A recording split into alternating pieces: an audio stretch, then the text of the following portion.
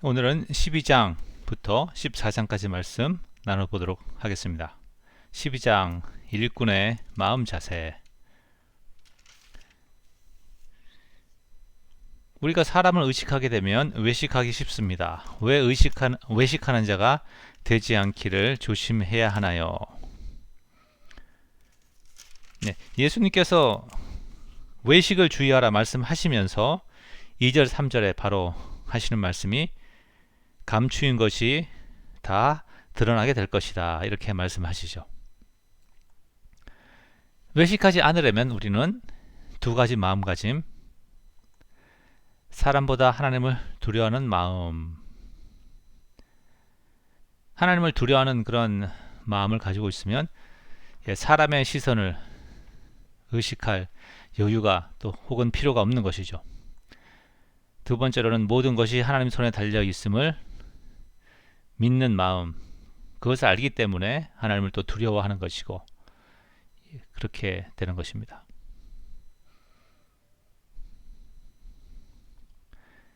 사람의 눈을 의식하는 자는 어떤 실수를 하게 됩니까?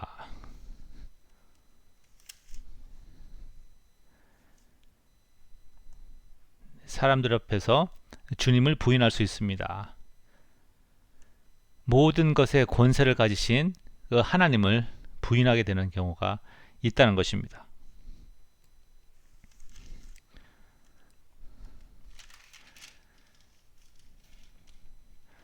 우리는 누구나 권세 있는 사람을 두려워하는 마음이 있습니다. 그러한 우리에게 주시는 주님의 약속은 무엇입니까?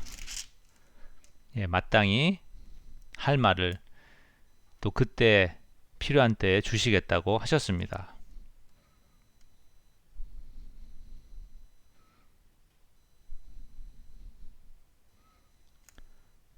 이곳이 12장 1절부터 12절까지 이제 외식하는 것에 대해서 원인이 사람을 두려워하는 것이고, 그러나 참으로 하나님을 두려워해야 하고, 또 사람을 두려워하지 않게 되는 그러한 약속 중에 하나가 바로 필요한 때 하나님께서 어떻게 대응할지 그 방법을 알게 하시겠다고 약속하시는 것이죠. 또 이것은 장래일도 마찬가지죠. 우리가 미래에 대해서 염려하고 어떤 다가오는 그런 문제나 이런 것들에 대해서 해결책을 찾지 않으면 우리가 잠을 자기가 쉽지가 않은데, 주님께서는 그때가 되면 우리가 무엇을 해야 하는지 알게 하시니까 하나님을 신뢰하고 잠을 편히 잘 수 있는 것입니다. 왜 욕심을 물리쳐야 합니까? 풍부한 물질이 우리에게 생명을 가져다 주지 못하기 때문입니다. 어느 한순간에 또 사라져 버릴 수 있는 것이기 때문입니다. 이것은 헛된 것을 말하고 있고요. 구약 성경에서 헛되다는 단어는 우상과 동일하게, 그러니까 우상을 헛된 것으로 사용하고 있습니다. 욕심을 부리는 이유는 세상에 대한 염려이죠. 무엇을 먹고 무엇을 입을까?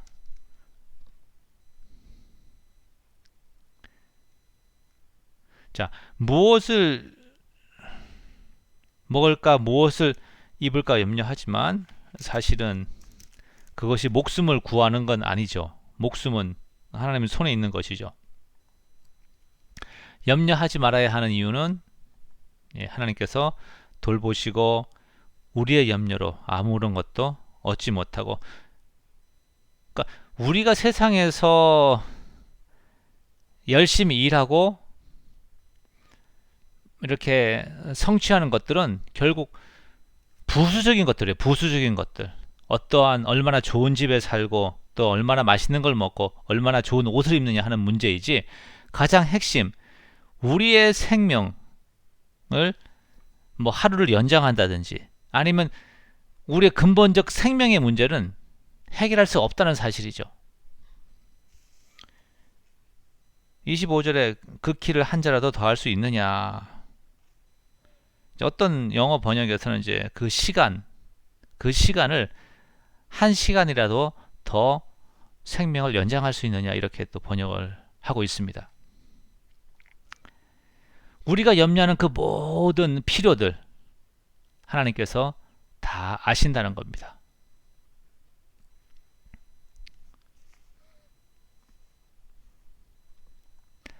하나님 나라를 구하지 않게 되는 이유 중에 하나는 무엇입니까? 그렇죠. 지나친 염려. 우리가 염려가 안 생길 수는 없죠. 그런데 이제 그 염려를 해결하는 방법에 있어서 우리가 어떻게 그 염려를 대처할 것인가 하는 거기에 따라서 믿음의 행위냐 아니면 불신앙의 행위냐라고 나눠지는 것입니다. 그 염려를 주님께 맡기고 주님의 약속을 붙잡으려고 애쓰느냐 아니면 그 염려를 가지고 밤낮 고민하면서 해결책을 찾기 위해서 붙들고 씨름하느냐 거기에서 이제 믿음의 유무가 결정되는 것이죠. 하나님 나라를 구하고 하나님 나라를 소유하는 방법은 무엇입니까? 네. 자신의 소유를 팔아서 가난하고 필요한 사람을 도와라. 마태복음에서는 하나님 나라를 구하는 것이 하나님의 의를 구하는 것. 하나님 나라 왕으로 오시고 그 하나님 나라 그 왕국의 통치하는 방식 그 색깔 그것이 이제 하나님 나라의 의라고 이제 말할 수가 있는데 근데 그것이 이제 초점이 되었다고 한다면 누가복음에서는 이제 가난한 사람들을 사회적 약자들을 돌아보는 것이 하나님 나라를 구하는 것이다 이렇게 말하고 있습니다.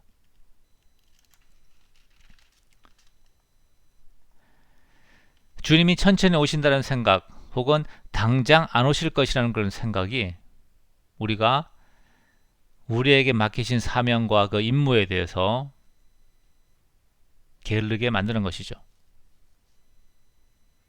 우리가 주님을 기다리는 것은 기다린다고 한다면 기다려야 합니다. 그것이 맞는 믿음이고요. 정원한 처녀가 신랑이 오기를 긴장하는 가운데 설레이는 가운데 약간은 두려운 가운데 그래서 신랑이 와서 자기를 이뻐하지 않으면 어떻게 할까 그런 마음도 있을 수 있죠. 그런 가운데 이제 빨리 오시기를 기다리는 것 같다고 생각할 수 있습니다. 예수님께서 분쟁을 주러 오셨다고 했습니다. 이 분쟁이라고 번역된 이 단어는 영어 다른 번역과 또 원문을 보면 나누어짐, 분열이란 뜻이 좀 더 강해요. 분쟁은 나누어짐과 싸울쟁이 이제 붙어 있는 거잖아요. 그죠? 단어가. 그런데 나누어짐은 뭐 나누어지는 거예요. 그런데 같은 공동체, 같은 가족에서 이제 그런 일이 발생을 하면 거기서 이제 분쟁이 안 생길 수가 없죠. 왜냐하면 뭐 한 가지 결정을 해야 되기 때문에 의견이 다르면 논쟁이 계속 발생을 하는 거죠. 자, 십자가의 메시지가 왜 사람들 사이에 심지어 식구들 사이에도 분쟁을 가져오는 것일까요?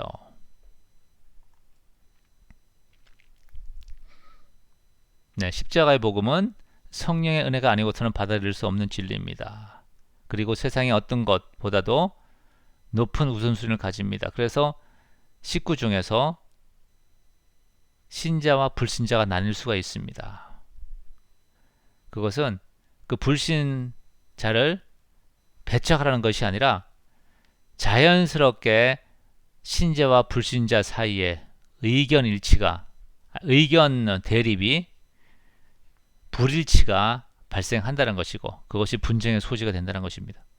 이제 그것을 어떻게 처리할 것이냐 하는 것이 또 성령의 지혜와 또 하나님의 은혜가 필요한 것이죠.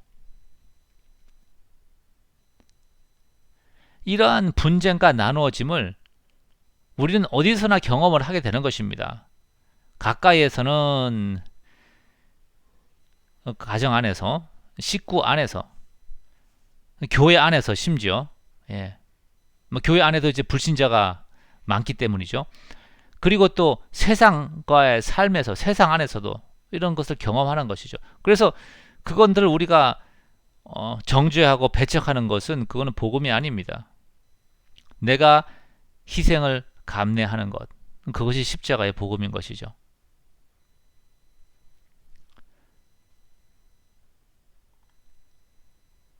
예수님께서 어찌하여 이 세대는 분간하지 못하느냐라고 염려하십니다. 56절에. 그러면 어떠한 세대인지 58절, 59절에서 예수님이 비유를 들어서 말씀을 하시는데 이 시대가 어떤 세대입니까?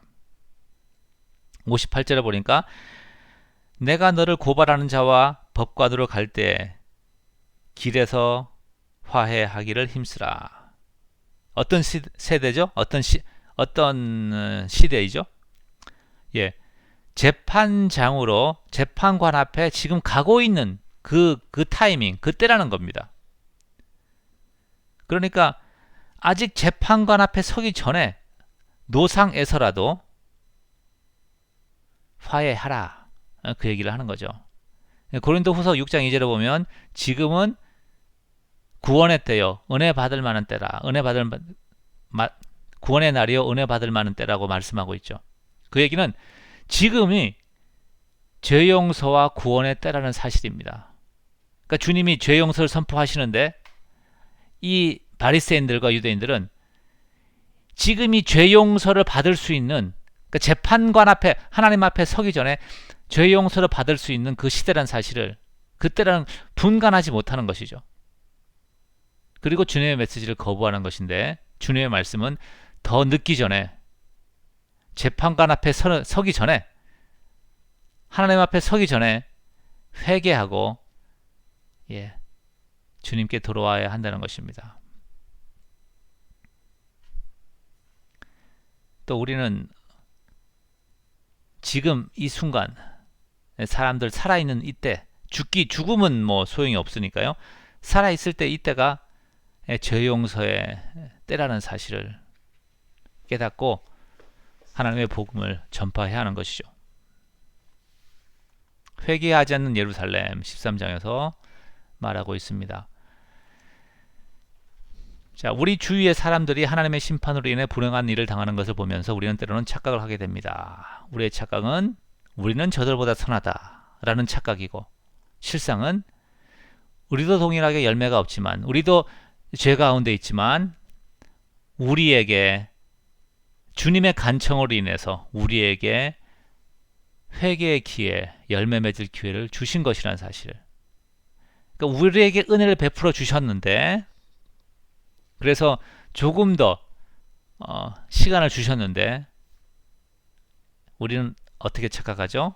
저들보다 우리는 선하다 착각을 하는 것입니다. 그러므로 우리가 해야 할 일은 회개에 합당한 열매를 맺는 것, 3절, 5절, 9절 이렇게 강조하고 있습니다. 열매가 없는 이유 중에 하나는 위선입니다. 자, 안식일에 자기 가축은 돌보면서 18년 동안 고통받는 형제자매가 안식일에 노임 받는 것에 대해서는 비난했죠.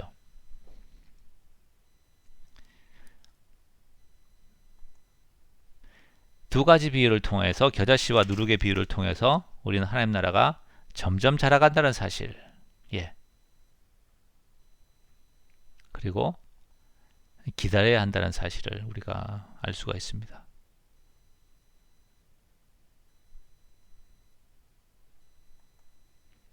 천국에 들어가기를 원하지만 들어가지 못하는 사람들이 많을 것입니다. 그 이유는 많은 사람들이 좁은 문을 통해서 천국에 들어가기보다는 쉬운 길을 통해서 들어가려 하기 때문입니다. 문이 닫히고 천국의 잔치가 시작되면 아무리 사정을 해도 들어갈 수가 없습니다. 심지어 주님과 함께 먹고 마시며 만나는 사람마다 복음을 전하는 삶을 살아도 주님을 모르는 것일 수 있습니다. 어떻게 그것이 가능하죠?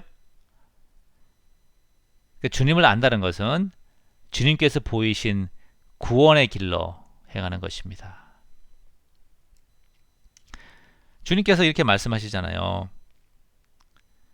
27절에 나는 너희가 어디서 왔는지 알지 못하노라. 행악하는 모든 자들아, 악을 행하는 모든 자들아. 그렇죠? 그들의 삶에 대해서 주님이 말씀하고 계시는 겁니다. 사실은 아무리 교회 생활 오래 하고 또 교회를 안에서의 어떤 친교와 이런 것들을 또 심지어 교회 사역을 섬기고 종교적으로 또 복음을 전해주는 그 삶을 살아도 주님이 보이신 그 좁은 문의 길, 그 구원의 길로 행하지 않으면 악을 행하는 것이다. 그리고 주님을 알지 못하는 것이다. 이렇게 이제 주님이 말씀하시는 거잖아요. 그죠? 자, 그런데 그러한 삶은 우리의 본성을 거스르고 세상 사람들과는 다른 삶이기에 좁은 문으로 들어가는 것입니다. 따라서 30절처럼 교회를 오래 다닌 사람이 아니라 주님의 말씀을 믿음으로 따르는 자가 천국에 들어가는 것입니다. 예루살렘에서 하실 일은 죽임을 당하시는 것입니다. 예루살렘 밖에서 선지자가 죽는 법이 없다는 말씀. 예수님은 예루살렘에서 죽임을 당하셔야 됐고 그것은 구언약의 종말을 폐함을 말하는 것이죠. 32절에 보니까 어떤 이제 번역상에서 착각을 할 수 있는 게 제3일에는 완전하여 지리라. 이 말씀이 제3일에는 예루살렘이 회복될 것이다. 이렇게 이제 생각할 수도 있겠지만 이 완전하여진다는 말은 예수님께서 오신 그 사역을 완성하신다는 얘기입니다. 귀신을 쫓아내며 병을 고치는 일을 지금 하시지만 그것이 예수님의 궁극적인 사역이 아니고 제3일에 행하게 될 예수님의 십자가의 부활과 죽으심과 십자가의 죽으심과 부활 이 사역을 통하여서 죄와 사망에서 그의 백성을 구원하시는 그것을 완성하신다는 것입니다. 여기 제3일의 의미는 문자적인 3일은 아닌 것 같아요. 예루살렘의 회복을 암시하는 구절 35절이죠. 14장 주님을 따르려면 내려놓아야 합니다.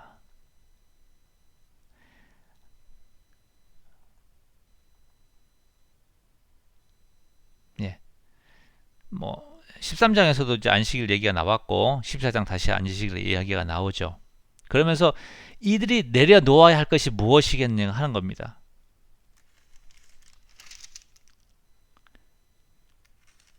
이들이 갖고 있었던 생각은 결국 자기 의와 그런 걸로 인해서 위선 그리고 그죠 이중잣대 또 하나님의 말씀을 이해하지 못하는 이런 거죠. 자기 의였습니다. 자기 의.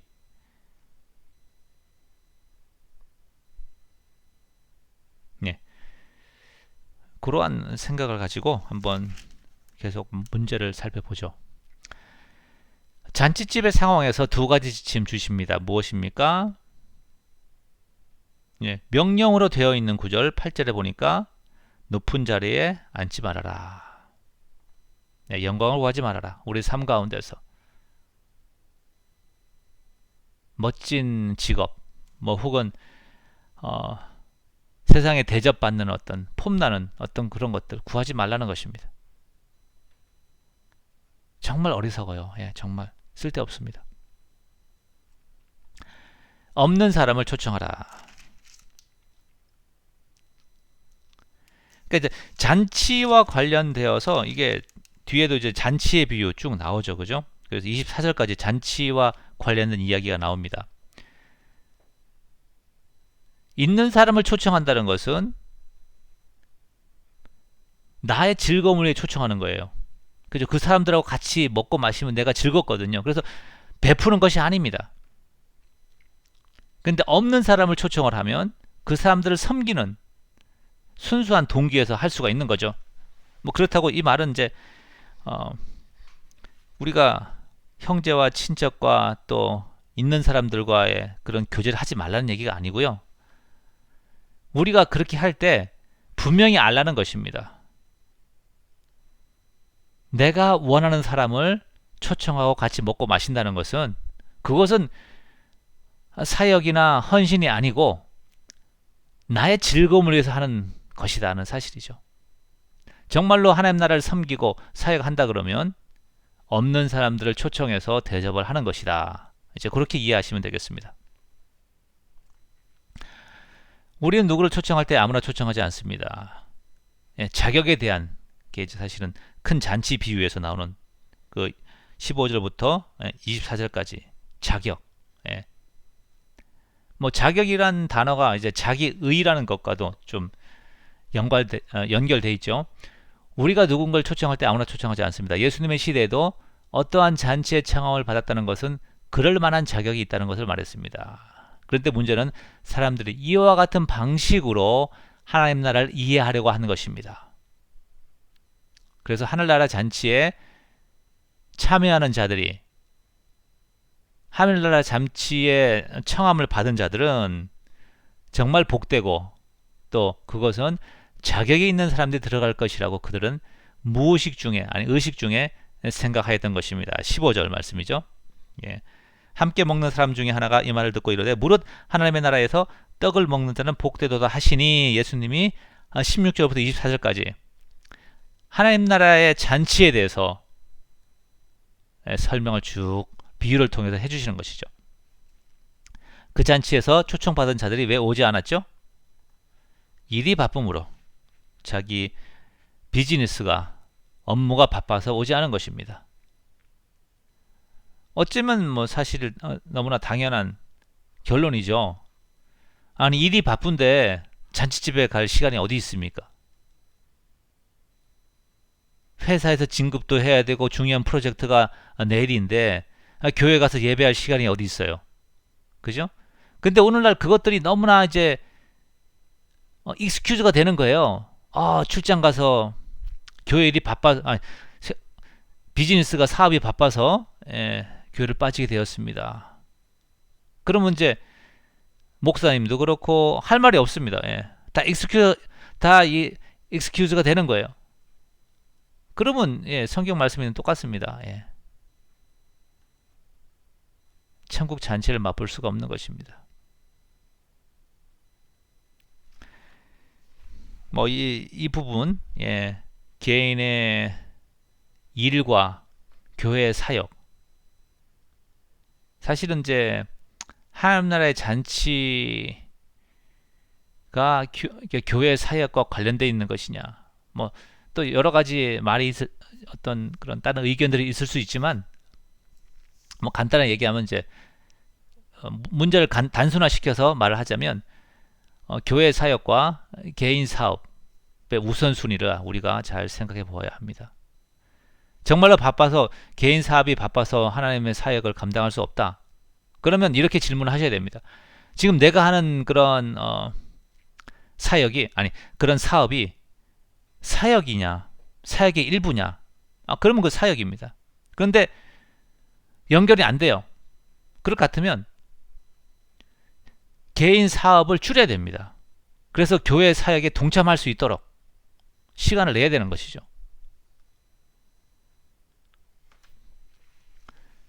네.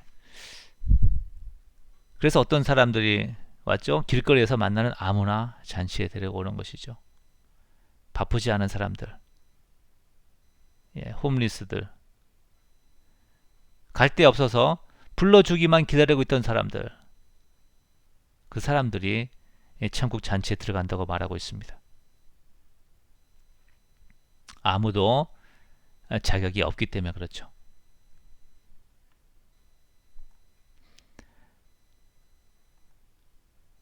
네. 우리가 예수님을 길거리에서 이제 복음을 전할 때, 교회 한번 나와보세요. 아니면 사행리에 보면 이제 조금 더 이제 조금 강하게 메시지가 나가죠. 주님을 주인으로 영접하세요. 그것도 사실은 좀 약한 그런 도전 같아요. 물론 뭐 처음부터 이렇게 너무 세게 모든 걸 내려놓고 십자가를 지고 주님을 따라가세요 하면 주님을 따를 사람 많지는 않죠. 그러나 궁극적으로 주님은 이 질문을 하시는 거예요. 우리 앞에서. 모든 것을 내려놓고 자기 십자가를 지고 주님을 따르겠느냐. 그래도 예스 하고 따라가는 자가 주님의 제자라는 것이죠. 이 질문 앞에서 한번 대답을 해보시기 바랍니다.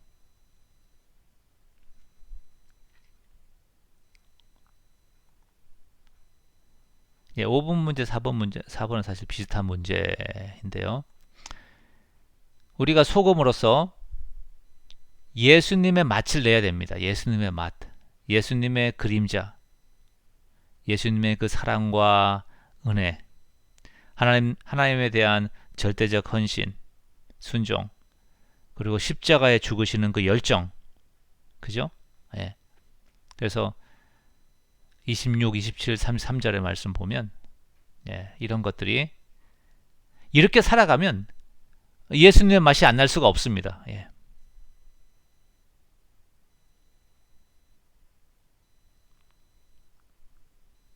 주님의 은혜가